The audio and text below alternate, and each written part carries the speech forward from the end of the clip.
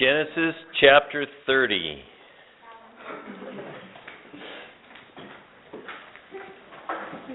Continuation of the story post Jacob's marriage to the two sisters, one to Leah and the other Sarah. I'm sorry, to Rachel, yes. And the saga is continuing here of the challenges that go along with trying to navigate such a course that was not God's original intention, as you know. For back in Genesis, God doesn't say that we are to leave our father and mother and cling to our wives, but to cling to our wife.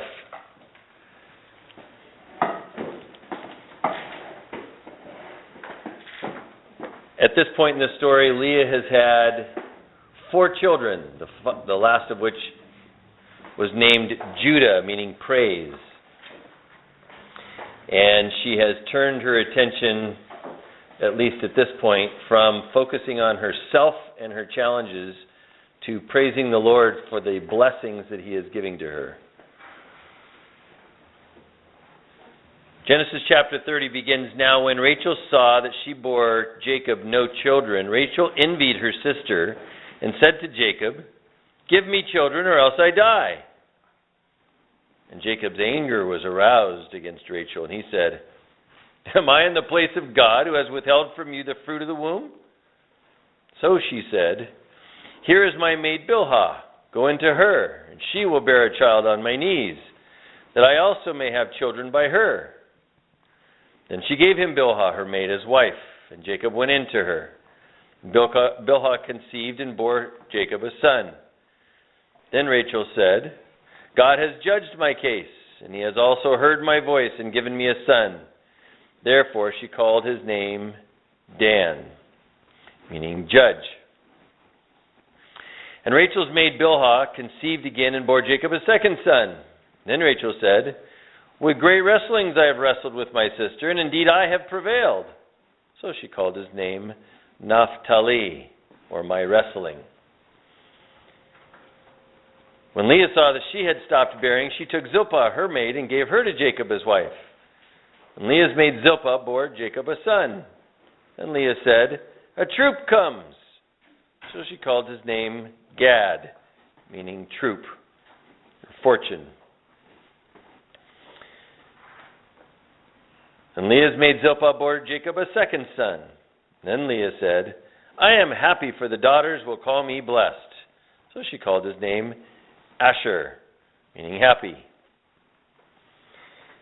Now Reuben went in the days of wheat harvest and found mandrakes in the field and brought them to his mother, Leah. Then Rachel said to Leah, "Please give me some of your son's mandrakes." But she said to her, "Is it a small matter that you have taken away my husband? Would you take away my son's mandrakes also?" And Rachel said, "Therefore he will lie with you tonight for your son's mandrakes." When Jacob came out of the field in the evening, Leah went out to meet him and said, "You must come in to me, for I have surely hired you for my son's mandrakes." And he lay with her that night. And God listened to Leah, and she conceived and bore Jacob a 5th son. Leah says, "God has given me my wages because I have given my maid to my husband." So she called his name Issachar, meaning wages. Then Leah conceived again and bore a 6th son. Leah said, "God has endowed me with a good endowment. Now my husband will dwell with me because I have borne him 6 sons. So she called his name Zebulun, meaning dwelling. Afterwards she bore a daughter and called her name Dinah. Then God remembered Rachel, and God listened to her and opened her womb, and she conceived and bore a son and said, "God has taken away my reproach." So she called his name Joseph and said, "The Lord will add to me another son." Named Joseph means he will add. And it came to pass when Rachel had borne Joseph that Jacob said to Laban, Send me away, that I may go to my own place and to my country. Give me my wives and my children, for whom I have served you, and let me go. For you know my service, which I have done for you. And Laban said to him, Please stay, if I have found favor in your eyes, for I have learned by experience that the Lord has blessed me for your sake. So he said, Name me your wages, and I will give it. So Jacob said, You know how I have served you, and how your livestock has been with me. For what you had before I came was little, and it has increased to a great amount. Jehovah has blessed you since my coming. And now, when shall I provide for my own house? So he said, What shall I give you? And Jacob said, You shall not give me anything. For if you do this thing for me, I will again feed and keep your flocks. Let me pass through all your flock today, removing from there all the speckled and spotted sheep, and all the brown ones among the lambs, and the spotted and speckled among the goats. And these shall be my wages. So my righteousness will answer for me in time to come. When the subject of my wages comes before you, everyone that is not speckled and spotted among the goats and brown among the lambs will be considered stolen if it is with me. And Laban said, Oh, that it were according to your word. So he removed that day the male goats that were speckled and spotted, all the female goats that were speckled and spotted, every one that had some white in it, and all the brown ones among the lambs, and gave them into the hand of his sons. Then he put 3 days' journey between himself and Jacob fed the rest of Laban's flocks. Now Jacob took for himself rods of green poplar, and of the almond and chestnut trees, peeled white strips in them, and exposed the white which was in the rods. And the rods which he had peeled he set before the flocks in the gutters, and the watering troughs, where the flocks came to drink, so that they should conceive when they came to drink. So the flocks conceived before the rods, and the flocks brought forth streaked, speckled, and spotted. Then Jacob separated the lambs, and made the flocks face toward the streaked, and all the brown in the flock of Laban. But he put his own flocks by themselves, and did not put them in Laban's flock, with Laban's flock. And it came to pass, whenever the stronger livestock conceived, that Jacob placed the rods before the eyes of the livestock in the gutters, that they might conceive among the rods. But when the flocks were feeble, he did not put them in. So the feebler were Laban's, and the stronger Jacob's.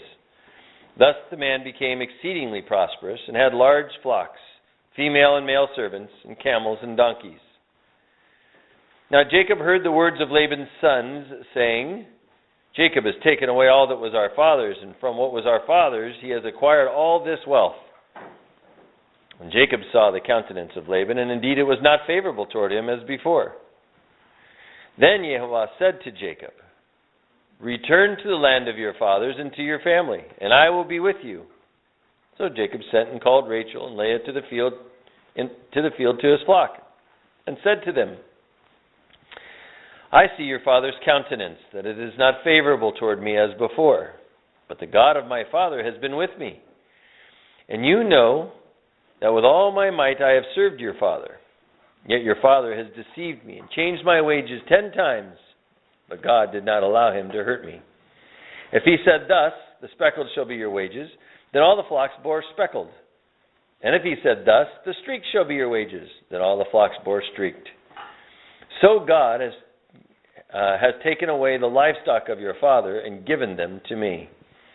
And it happened at that time, when the flocks conceived, that I lifted my eyes and saw in a dream, and behold, the rams which leaped upon the flocks were streaked, speckled, and gray spotted. Then the angel of God spoke to me in a dream, saying, Jacob. And I said, Here I am. And he said, Lift your eyes now and see. All the rams which leap on the flocks are streaked, speckled, and gray spotted. For I have seen all that Laban is doing to you. I am the God of Bethel, where you anointed the pillar, and where you made a vow to me. Now arise, get out of this land, and return to the land of your family. Then Rachel and Leah answered and said to him, Is there still any portion or inheritance for us in our father's house? Are we not considered strangers by him? for he has sold us and also completely consumed our money. For all these riches which God has taken from our father are really ours and our children's. Now then, whatever God has said to you, do it." Then Jacob rose and set his sons and his wives on camels, and he carried away all his livestock and all his possessions which he had gained, his acquired livestock which he had gained in Padan Aram, to go to his father Isaac in the land of Canaan. Now Laban had gone to shear his sheep, and Rachel had stolen the household idols that were her father's. And Jacob stole away unknown to Laban the Syrian, in that he did not tell him that he intended to flee. So he fled with all that he had. He arose and crossed the river, and he headed toward the mountains of Gilead. We're going to pause there. So what's going on in the story here? Is this family doing well? This poor guy gets used. He wouldn't use the crap out of him. Get out of it. I'm sure he didn't mind, but nonetheless. Yeah, well, they were doing well. from a perspective of material prosperity, he's clearly doing well. Jacob was especially. Yeah. But what about the family? Despite the material prosperity, what's going on in this family?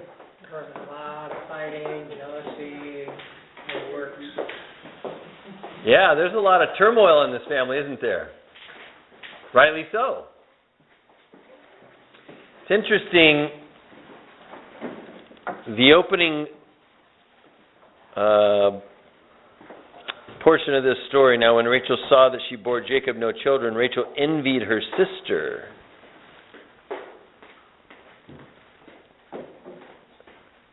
This envy that she has for Leah, why does she envy Leah? Because she had children and she hadn't. Because Leah had children and Rachel hadn't.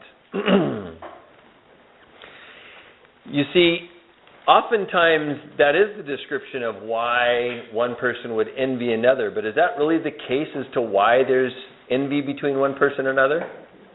If we look around the room, there are things that each of us have that maybe others of us don't have. Does that alone produce envy? It could if your focus isn't in the right place. Yeah, that's where the problem becomes, right? It's not the existence of things or conditions, it's really where our focus becomes askew that creates the envy. When we are not abiding in Christ, we can become envious of someone else. Do you remember anywhere in the Word of the Lord where God talks about envy and what to be done with envy?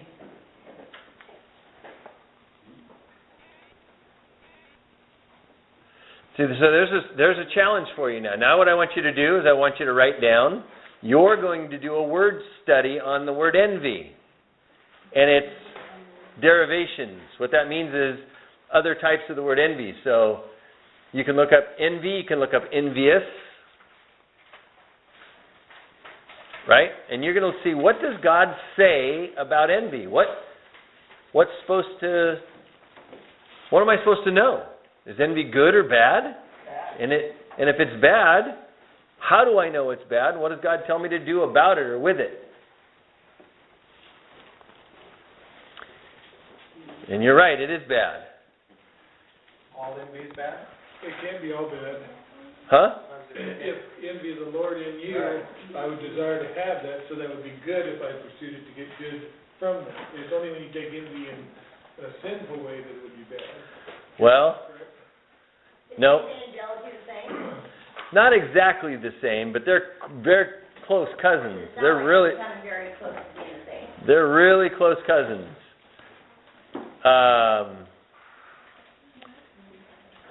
Ultimately, envy produces a bitterness in you. To be envious produces a bitterness in you. It becomes a problem. And not only are you recognizing that there's something that you want, you're recognizing that there's something that you don't have. So it's like I can look at you like an example and say, yes, I want to have his knowledge of the Word. But if I'm not, no, I guess my example's not really going well, but when you feel like you're missing something and that guy's got it, Yeah, in this case, Rachel's envy is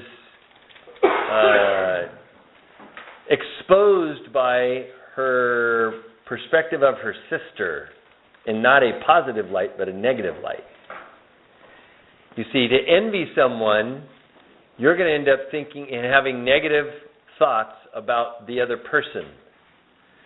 Instead of looking at seeing somebody having a gift or a talent that God has given to them and saying, that is a good thing to want and I want that.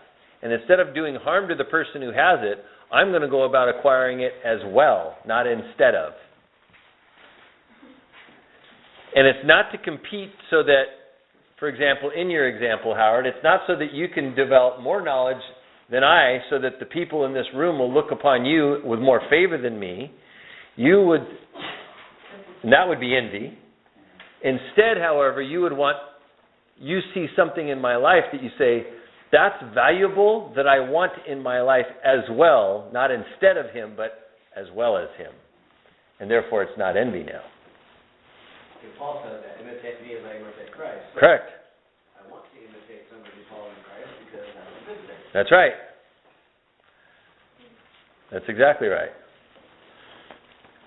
Okay? So, Rachel here does something very bad because of this envy. She now is competing with her sister. Why is that a good idea? Well, it's not. And in order to compete with her sister, she first gets mad at her husband. Why aren't you giving me children? And Jacob gives the right answer. Let's not forget throughout all of this that the providing or restraining the forthcoming of progeny, whether in humans or in animals, is a byproduct of whom? The Lord. Okay? So progeny or offspring, babies. Why are the people having babies or not having babies? Because the Lord decides it, or to give them children or not give them children. Why did the animals come out the way they came out? Why were some born and why were they born that way? Because the Lord decided that's what was going to happen. We see mixed in this story, though, some interesting little pieces that make you wonder. Why are these pieces in there? We should think about maybe why they're in there. Rachel gives her maid, Bilhah, to Jacob, and he goes into her as wife. Let me just tell you something. Clearly that's what God says here, right? As we read, she gave him Bilhah, her maid, as wife, and Jacob went into her. Here's what didn't happen. They didn't go down to the county courthouse and get a marriage certificate. They didn't take a blood test. They didn't have a party. They didn't announce it to everybody in the neighborhood and see if they could come out and celebrate with them. What he's simply declaring here is because Jacob went and had this level of intimacy with her, she became his wife. Because that type of activity is to be reserved only for husbands and wives. You see, this wasn't a great purpose and celebration and ceremony. This is fighting and contention going on that's producing this. And so Bilhah becomes another wife to Jacob. And she bears a couple of sons in progression. You can see by the naming of the sons, you see this battling going on between Rachel and Leah.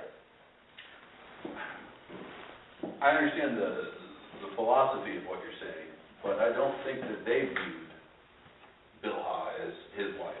Otherwise, if she also became his wife, then Rachel would not have been able to basically take the kids. I mean, she claims the children as her own. But if he was her wife, if she was his wife, that would not happen.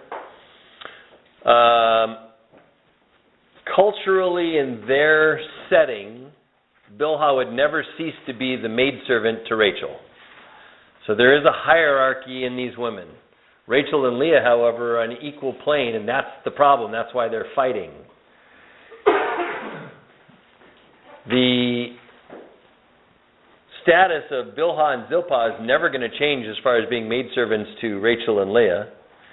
And we find another term in the scriptures as we go forward, and the term is concubine. And that is just a way of describing that the relationship between the man and the woman were, in all sense of the words, husband and wife, except for standing within the community.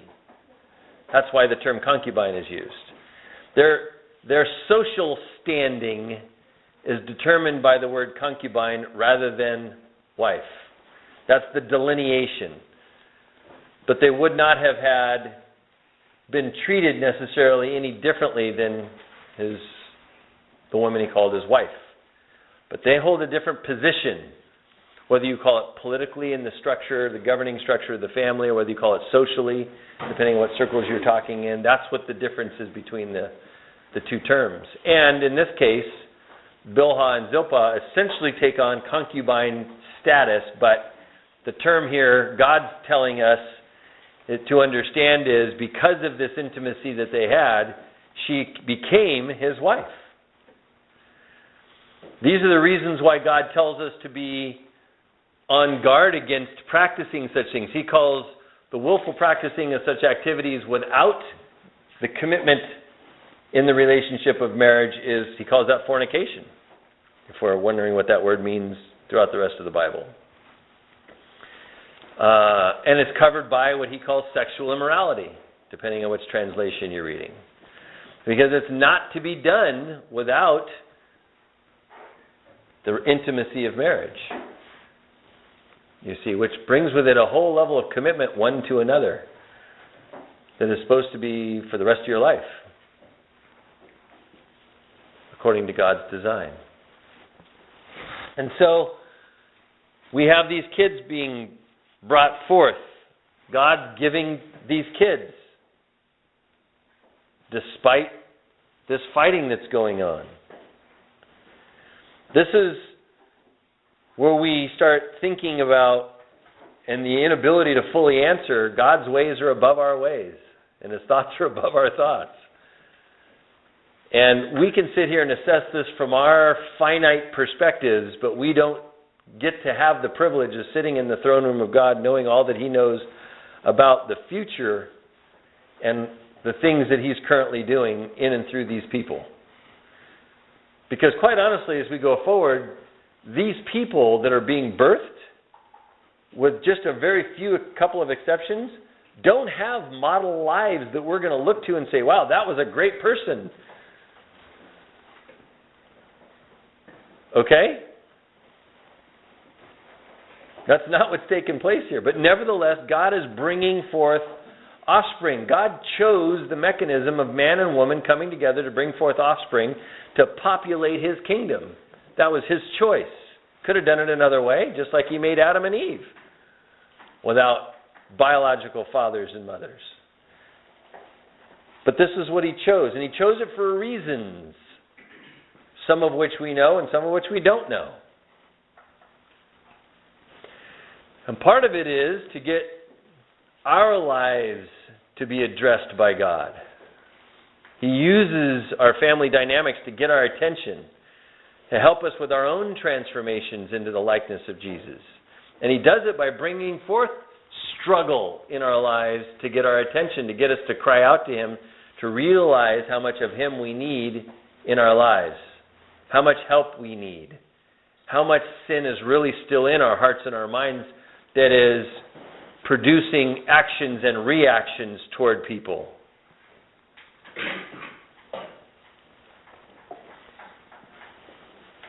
And to give us responsibility that we would take seriously by giving us the picture of the relationship we have with our Heavenly Father. You want to get what I think is the best picture we can ever get from that is put yourself in the position of your Father in heaven and your children in your position and look at that relationship, because that's one of the great mirrors that God gives to us. You want to think about what God What should I be doing in the life of my daughter? Put myself in the position of what my Heavenly Father's done in my life. I'm the child and He's the Father. When He makes me the Father and gives me a child, He now has given me an image that He wants me to bear. And a character that He wants me to become.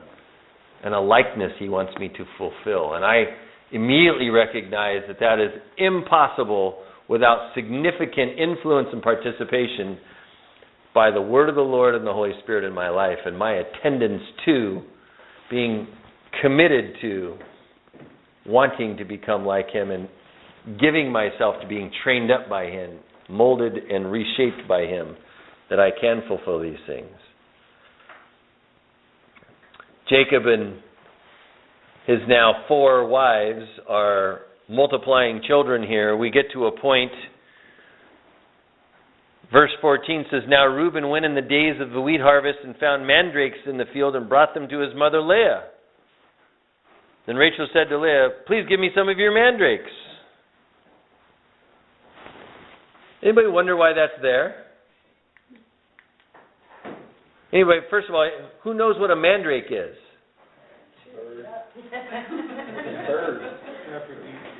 No, it's actually a plant. Mandrake is a plant, and it's actually a certain part of the plant. It's the root ball.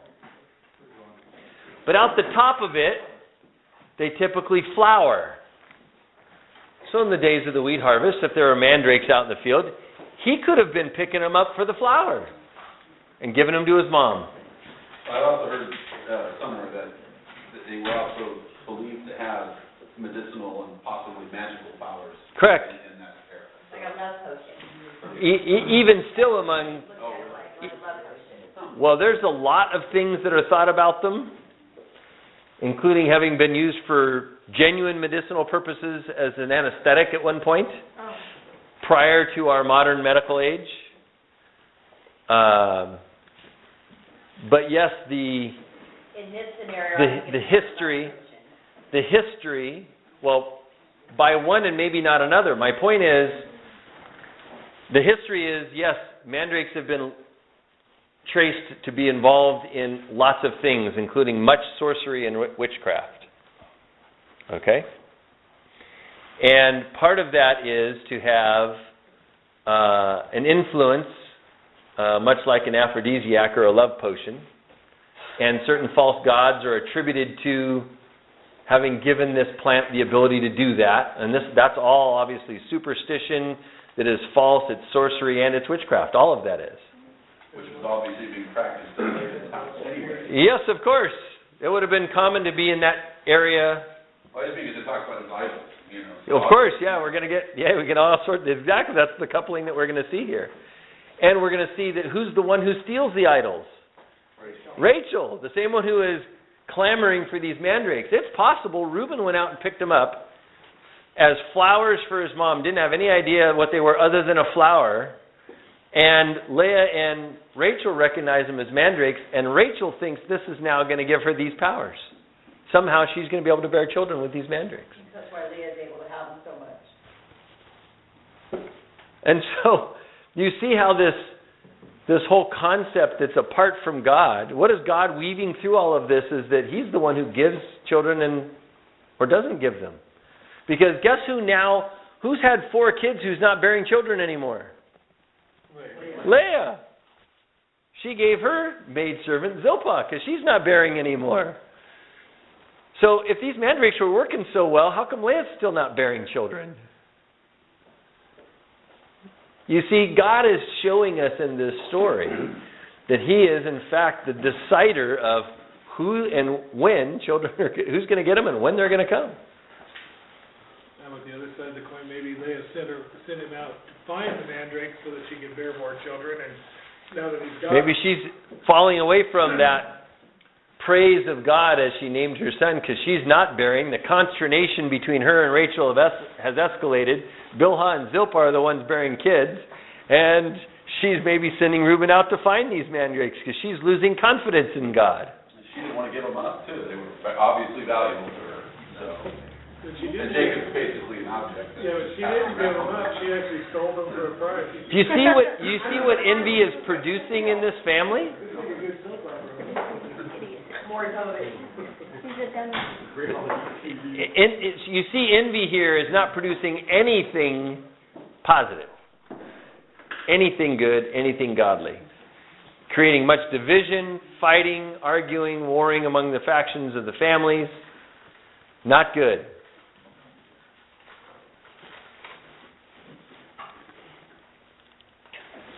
And we're going to see that this fighting and warring goes on even past the ladies into their children.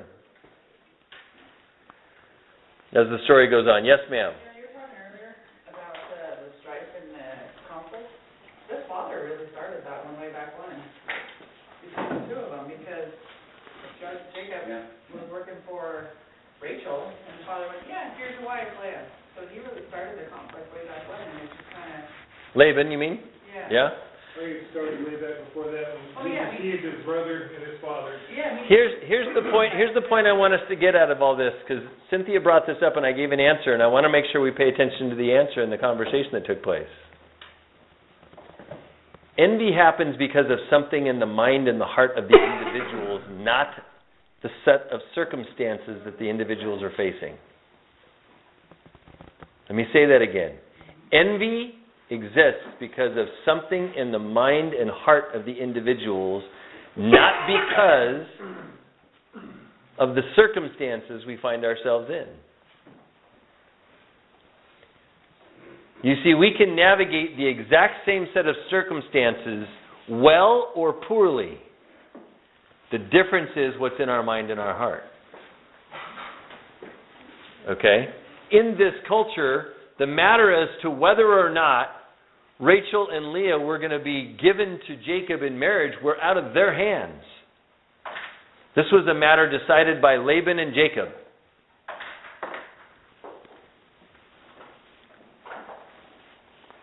And what it produced, because of the contamination that was already in the minds and hearts of the people, in Rachel we know envy. In it we can see, even though it's not specifically spoken, it's produced in Rachel as well. Yes. Because she's envious of the relationship Rachel has with Jacob that she doesn't have because he loves Rachel and not her. She'd have never given Zilpah if that weren't the case. Wouldn't have happened.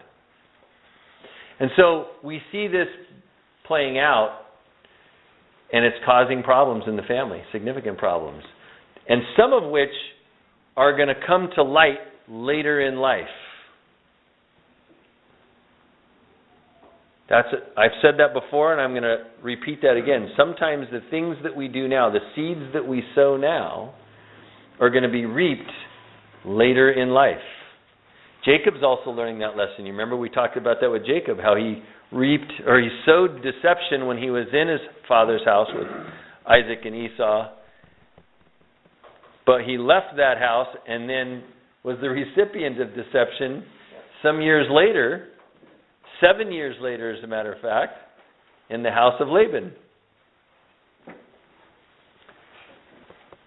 And so it's important that we recognize that some of the things that we're doing now we're sowing seeds now. They're going to germinate and produce something later. What we want to have produced is that which is good, that which is of the Lord.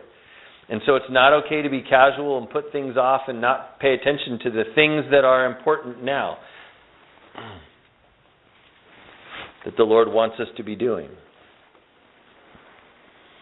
Well, Leah gets her wish, and Jacob goes into Leah, and the Lord listens to Leah and gives her a fifth son by Jacob.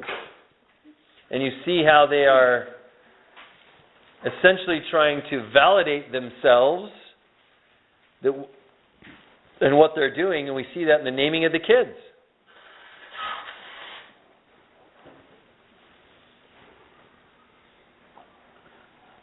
And then there's the one daughter, Dinah. Brief little mention so far. She'll come up later in the story.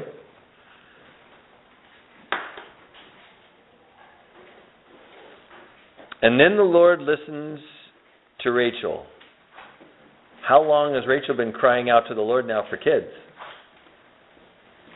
Why weren't Bilhah's kids enough? At least 6 years. Yeah, it's been 4 sons for Leah. It's been 10 years at this point. And the envy that Rachel has hasn't subsided. The heart and mind of this woman hasn't been set at ease by the Lord. Some people would say, yeah, but she wasn't given any children. Does that mean that all women who don't bear children can never be healed by the Lord? You look at Sarah. That's it. So, you see, we have to be careful about looking at the circumstance and having the circumstance dictate the answer or the solution. We don't know what the Lord's plan is for us for tomorrow. We don't have the glasses to see the future. And unless the Lord visits you and gives you a revelation about the future, like He does Jacob here, you're not going to know. This is the essence of walking by faith and trusting in the Lord without letting it sour your heart and your mind, whatever the circumstances are that we're in. When we feel ourselves starting to be unrestful, not at peace in the Lord because of our circumstances, and without exception, your family will be the first line of testing. Always has been and always will be. But you say Jacob was following the Lord, but nowhere in this... Wait. When did I say Jacob was following the Lord? Did you just say that a second ago? No, ma'am. You said the family was following. Nope. No, I'm not accusing him of that at all yet. The Lord had visited Jacob at Bethel. And Bethel was a pretty powerful place that got Jacob's attention for a while. And Jacob had made a commitment at Bethel. We see in the story how God has to come back to him and remind him of that commitment. No, I would not accuse Jacob at this point of being a follower of God at this point. He talks about him, and God's visiting him. God's speaking to him at certain times, certainly not on a daily basis. What's the time difference between when he speaks to him at Bethel and when he revisits him? It's at least 14 years. That's quite a bit of time. You're not getting a daily interaction here. And God is using that second interaction to set the stage for taking Jacob and his family out of Syria and bringing them back to his father's house. Because you remember that God has determined a plan. Why is God going to make sure this plan takes place? Because God is going to bring forth the Redeemer that we all need, and He's chosen the route in which He's going to do that, and that route comes through the line of Abraham. Because of Abraham's faithfulness to God, God will keep that covenant all the way to the very end. Even if the pieces along the way fail, He will keep that covenant because of Abraham. Like the promise He gave David about keeping the line of David on the throne. Sure. That's right. Same kind of concept. So God made a covenant with somebody who was faithful. He will keep that covenant to the end. And that means there will be our rescuer, our Messiah, will come through the line of Abraham. It's going to happen. And whatever God's got to do to preserve the lineage of Abraham and make sure that happens, He's going to do it. And it doesn't mean they're all going to be good people. Quite frankly, most of them are not good people. Well, He wiped out everybody but Noah. So it took a long time to find one righteous enough to save the race. Sure. And so at this point, I think Jacob is probably learning a lot of lessons, but how do you undo this? How would you undo the mess that he has? You really can't, because ultimately you can't change their heart. You allow the situation to be created in the way that it was created, and beyond that, it's up to the other people that he gave that control over to, namely Rachel and Leah. Well, he could decide to turn from his sinful ways and then start pressing into his wives, No, teaching them the ultimately, way of they the have to Lord. make a choice. Ultimately, yes, but the best place to start would be with himself. Yes, he could reverse the entire situation. That'd take a lot of time and a lot of hard work, but anything's possible with the Lord. You know, this is a subject that is not easily settled and solved about a man having multiple wives, because certainly in our culture we would not, in America, this is not something we condone. We have our laws that are based upon that passage in Genesis chapter 2, where God singularly talks about a man cleaving to his wife, and therefore polygamy is not an approved practice in our country, but polygamy is practiced in many parts of the world. It is fairly common in many cultures. Many cultures. And as long as the husband is taking care of all of his wives, he can have as many as he wants. If he's providing food and shelter and clothing for them, and he's not harming them, if he wants however many wives he wants, he can have. Well, in some cultures, harming is okay too. Yeah, in some cultures, harm would be defined very differently than we might define it. So, here's another thing that we do not find in the Scriptures, other than what God has taught us already for us to know that a man was supposed to cleave unto his wife and not his wives. And he reiterates many passages, wife singularly, that we're supposed to be taking care of in many places. In Ephesians chapter 5, he doesn't say wash your wives with the water of the word. He says wash your wife with the water of the word. So we can get pretty clearly here that God is not condoning multiple wives. But one thing God does not do in his word, he never once comes out and condemns anyone for having multiple wives. Well, I was just thinking more about this story. I can't think of a single story of a man who has multiple wives where it goes well. Not David, not Solomon, definitely not Solomon. No, there's not a single story that we know where that, especially when you get enough of the story, where we can see that it's gone well. So there's no direct condemnation from the Lord on the practice, but there's plenty of examples in the Bible that it doesn't work well. Well, and particularly when it came to kings, God said, do not multiply wives unto yourself, but they did it anyway. So that's one of the commandments of the Lord. Don't do it. So this is a subject that's hard for some people to wrap their arms around, because culturally how many times have you ever seen anybody who's had multiple wives all at the same time? Yeah, you follow. We don't know anybody personally and have interacted with them to really grasp this subject, but we can see through the life of what's going on with this family and the contamination that's in their heart and their minds that this is being really destructive in this family. And it is not provoking anyone to walk with the Lord. As a matter of fact, this envy and this strife has now brought up the subject of mandrakes as if they're going to have some special influence, this magical influence, in righting some wrongs.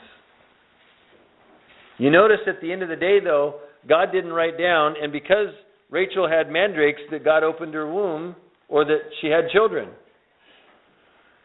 It's sometime later, after these mandrakes are long gone, that God listened to Rachel and gave her a son. It's also interesting that there's no indication here. As a matter of fact, there's indication to the contrary, but there's no indication here that Rachel became a righteous lady. And that's why God heard her. Well, after she has the children, she steals her father's idol. Right. I mean, obviously not. As they're departing from their father's house, what is the one thing she decides she's got to take with her? These false idols. Now, these are probably small little figurines. Well, she sat on them. Yeah, small little figurines. The original word is teraphim. Would they have been gold or silver maybe, because they talked about Could have been.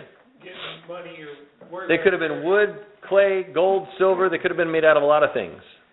I was just thinking, because they had argued about it being, what do we get from our father? He's spent all our inheritance or whatever, their betrothals. Right. And as we're going to go forward in the story, the son that she has, Joseph, plays an incredibly prominent role.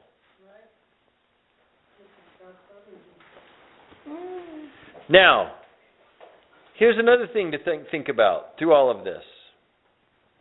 Is the name of the Lord being circulated throughout this house? Oh, hang on a second. Oh, yeah. A couple of Wait, times. yeah, it is. Mentioned it Yeah. every A couple kid. of times. Yeah, you follow? What do they keep saying every time they have a kid? Praise the Lord Lord. did this, the Lord did that, so the name is this. And Yehovah did this, and Yehovah did that. Right? But they're looking, it's what they're getting from God, not what they're giving to God. You see, just circulating His name around our houses doesn't make our house better, does it? No, but you do. We can post them up on the wall all we want. And we can talk about them exhaustively all we want. We can give them credit for circumstances all we want. That doesn't make us godly people. You see, we're back to the original place, the heart and the mind of the individuals, unless their hearts and their minds are directed by Yehovah, their God. They're not walking with Him. They're not following Him. Unless they're purposed to learn from Him what He wants to teach them, unless they're willing to be corrected by Him with the corrections He needs to give them, unless they're willing to be led by Him to the place that He wants to lead them and in the way He wants to lead them, then they're not really with Him, are they? And even despite this, the Holy Spirit is still working in and through their lives. What is He using now to try to get their attention, to draw them to Himself? All this conflict and all this infighting to get them to acknowledge Him. And what do? They acknowledge Him and then they move back about their own business.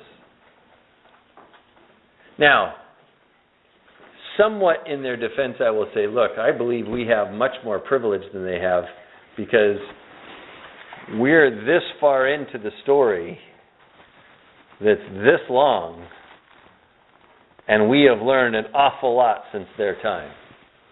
A lot has taken place, and the Lord has manifested Himself many, many, many, many times over again, and has come as our Redeemer and given Himself and conquered our enemies and left a legacy behind for us to learn from, which is specifically what He writes about. As we read the book of Corinthians, he says, and these things He's preserved for us, so that we would learn, and they would be our examples, that we wouldn't walk in the ways that caused the destruction in their lives, but we would learn from the Lord and walk in the ways of righteousness. I was digging the pieces of right jumping ahead in my brain that God's calling him back to his fathers to take him back to the place where He told him that you be my God, I'll be your, and He's going to remind Jacob when he gets back to this spot, remember what you said here? Look what you've got now. Are you going to become what you said you would be? Right.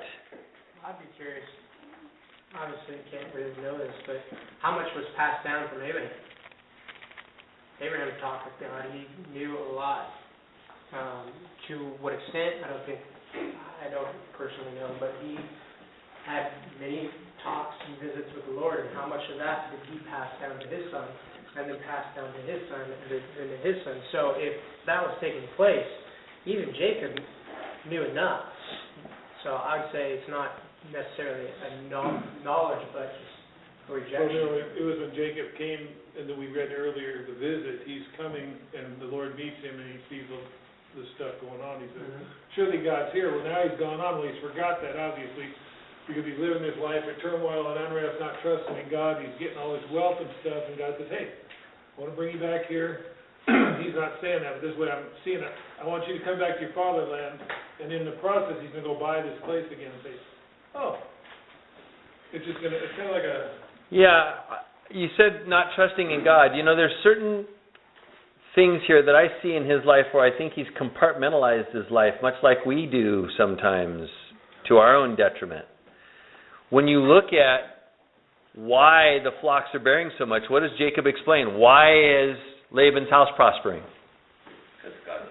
Because Yehovah is prospering Laban's house because of Jacob being there. Jacob says, God is providing for me, and therefore you're benefiting.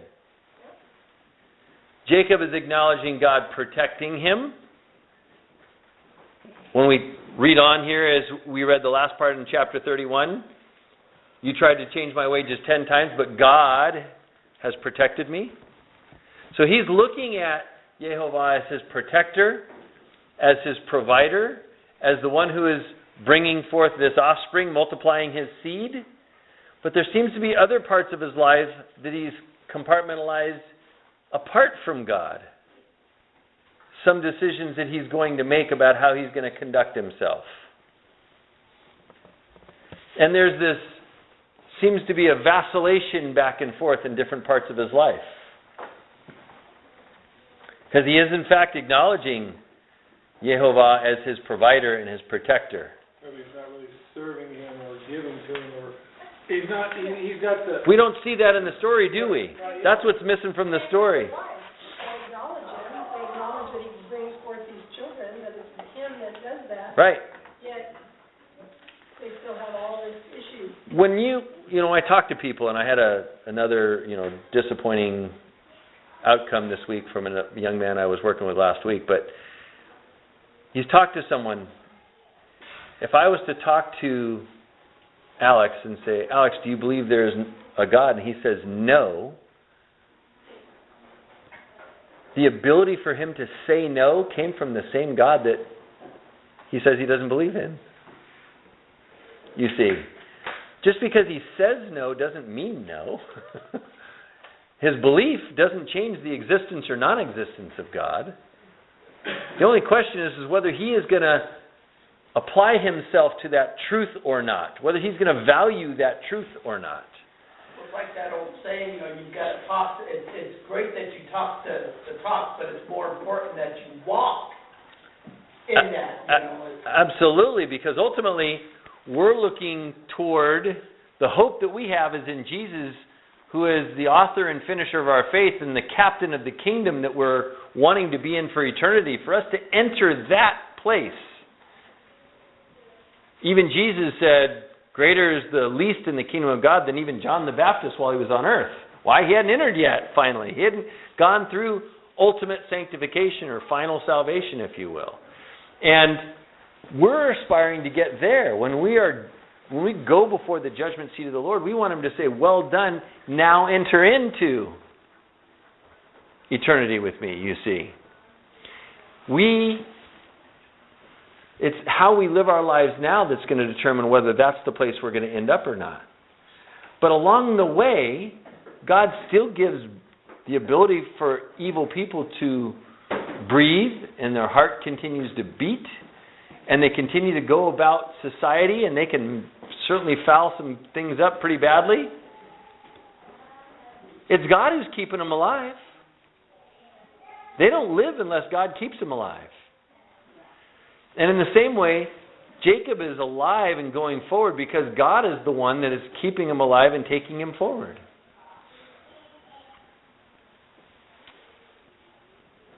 Now he's acknowledging God in certain compartments of his life, but there are other compartments of his life that seem to be independent from God in Jacob's mind. And his wife's minds, apparently, as well. When God visits him, he gives him in a vision how things are going to take place. And so Laban takes action, right? Decides what the wages are going to be, how he's going to go about determining how he's going to get his flocks. God has shown him the prescription, and Jacob follows it.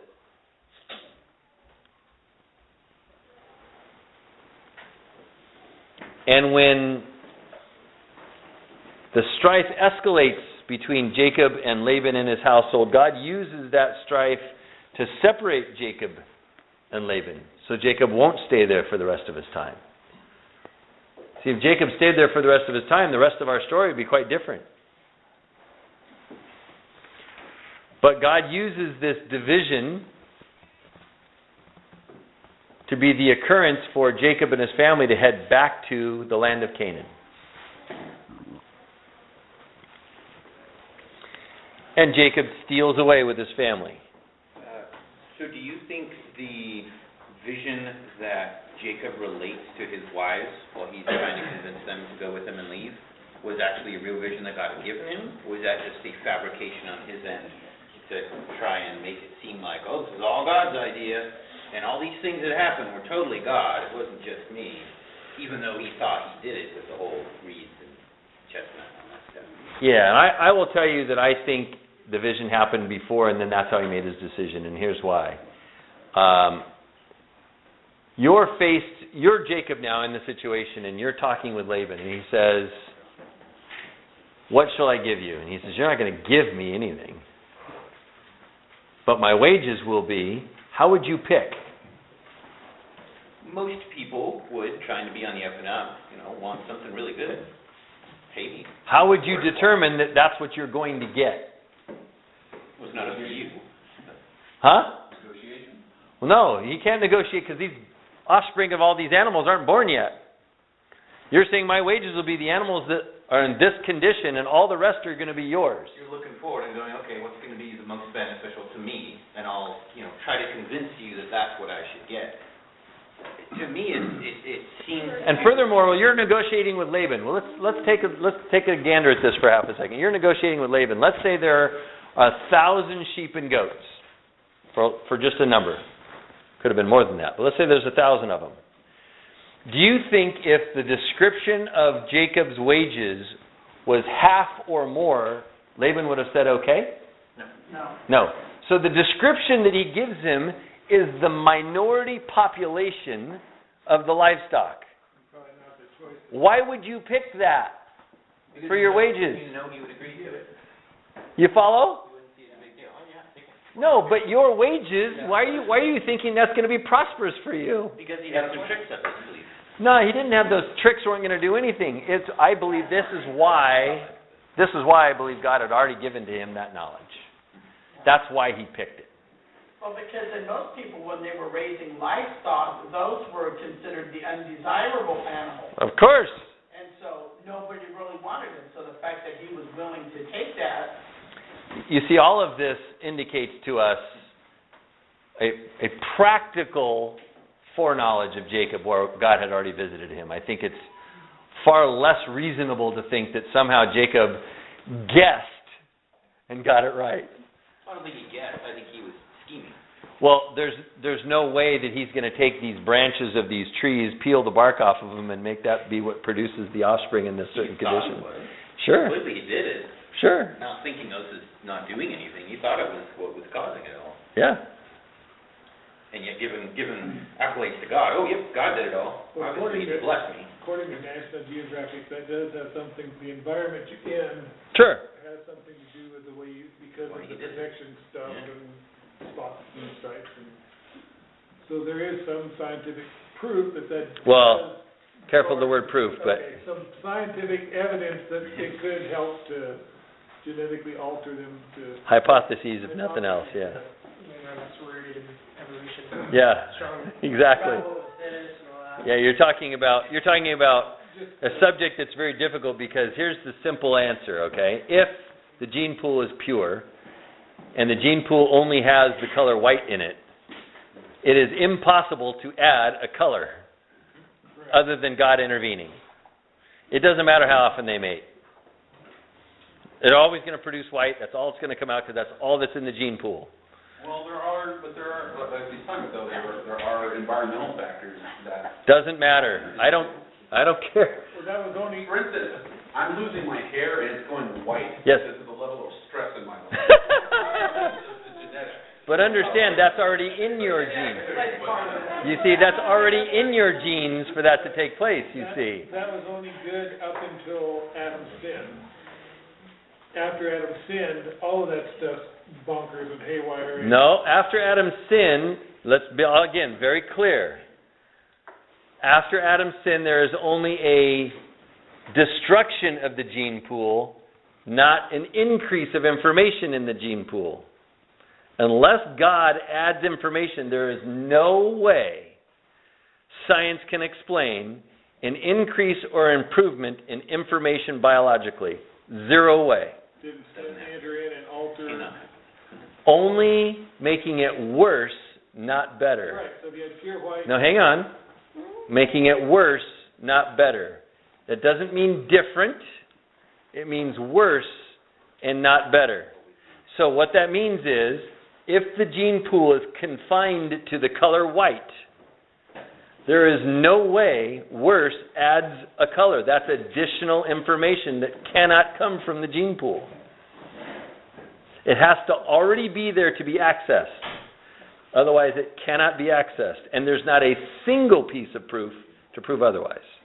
So they were all bolted to start with, they just happened to come out white. Just like how we get our different types of dogs within the kind of dog, or different types of cats within the kind of cat. Yes, Sydney? What's the difference between proof and evidence? What's the difference between proof and evidence? So, proof is something we say that validates something as being true. Okay? I'll tell her then. So proof is something that validates something to be true.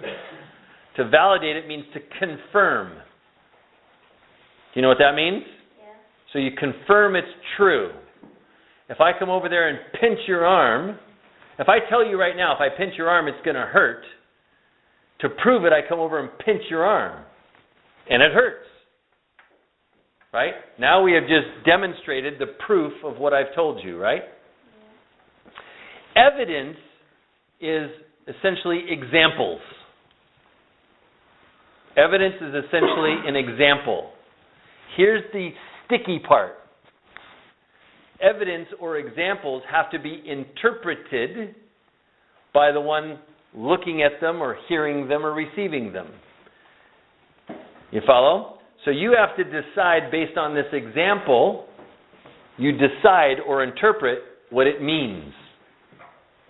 We were having a funny little discussion Friday night at our house. A platypus is a mammal and a bird, right? This is the funny little discussion we had. And it was obviously in jest. Believe it or not, this is one of the things the evolutionists claim as well, so we're not unclear. But basically a platypus has a bill on its face, but is a mammal in every other way. Except it lays eggs, right. And so... It's got furs like a rooster. And so... Only the bulls are the males. And so this discussion takes place because you see somebody said the evidence is a billed nose, the claws on the hands, laying eggs, that's evidence. And now I draw my conclusion that it is part bird and part mammal. You see, this is a transitional species. That's what that person would call evidence. They've interpreted it to mean what they're now claiming. Problem is, they can't prove it. They can't ever confirm, like I can come up and pinch your arm now and show you that it hurts. They cannot show you what bird and what mammal came together to produce a platypus. That's in a beaver. You see?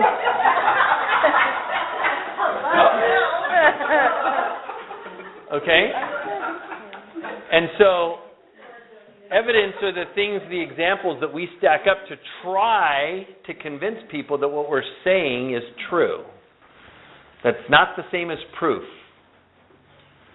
You see, there are lots of things people say and claim as truth that are not. And they try to present what they call this evidence to justify their statement and say that it's proof. Carrie made this statement a minute ago about science is proved. Well, wait a minute. Careful of that word. Science proved the Earth was flat at one point. Yeah, science is so supposedly proved, but it's never really been proof, you see. It's always been conjecture and hypotheses and guesses at conclusions based on what they were deciding about what they were looking at, that evidence pool, you see. And they were trying to say, well, to me that means this. That's not proof, that's a conclusion. You see, I can tell you all day long that if I come up and pinch your arm, it's going to hurt. If your arm has never been pinched, how will you know? Now, if I say that to you today, you'll know because I'm going to guess at some point in your life already your arm's been pinched. Right? Just now, it's been pinched. So in the same way for us is sometimes we actually start having doubts about the truth because at the moment our arm's not being pinched and we're not feeling the pain.